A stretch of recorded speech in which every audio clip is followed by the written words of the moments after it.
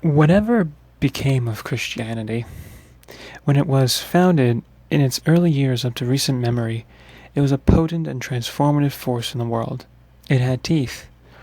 Today, it's been reduced, depending where you go. It's been reduced to mere sentimentality and feel-goodism, reduced to watered-down, cute teachings, reduced to a dry set of morals that seem more like a stuffy philosophy of a bygone era than a life-giving, eternal relationship. Is there any hope to bridge the gap between the spirit and the rules? I say yes, there is. If you have been following my other podcasts, you'll know that rather than viewing the world through a lens of either or, I want to give you the both and. Rather than creating a false dichotomy between religion and spirit and forcing you to choose, I want to bridge the gap and stop sticking the proverbial gun to your head. I say to you that if you are serious, you can't have one without the other. You need both.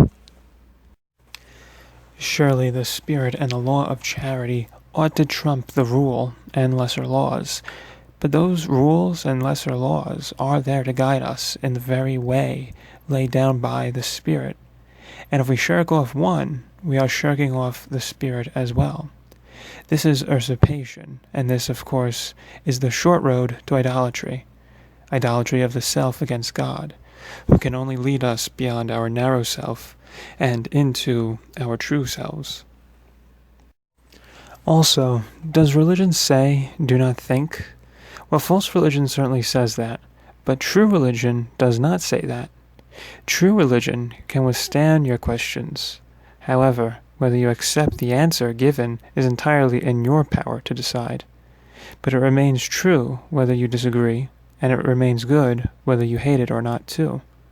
There are two types of questioners: those who ask because they already believe and walk along the way while they ask, and those who ask because they do not believe and will not walk along the way because they cannot bring themselves to trust.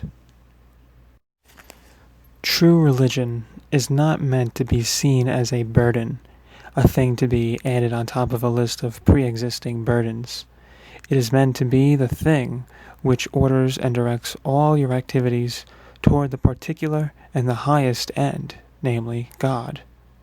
Insofar as we succeed in actualizing this, we are actually going to find that all burdens become lighter, exactly because true religion will make the burden lighter and increase our joy, even in the midst of our burdens and sufferings. What is Christianity then at its heart? Is it a dead set of rules and obligations? Is it watered-down sentimentalism? Or is it something more? I say it's something more. It has vision. It has substance of the highest caliber. It has authentic love at its core. And most of all, it has the call to be a partaker in the divine life. And that very call of participation in divinity itself has the power to revivify even the seemingly dead rules and obligations. It's my hope that you will take the time to consider with me how this is so.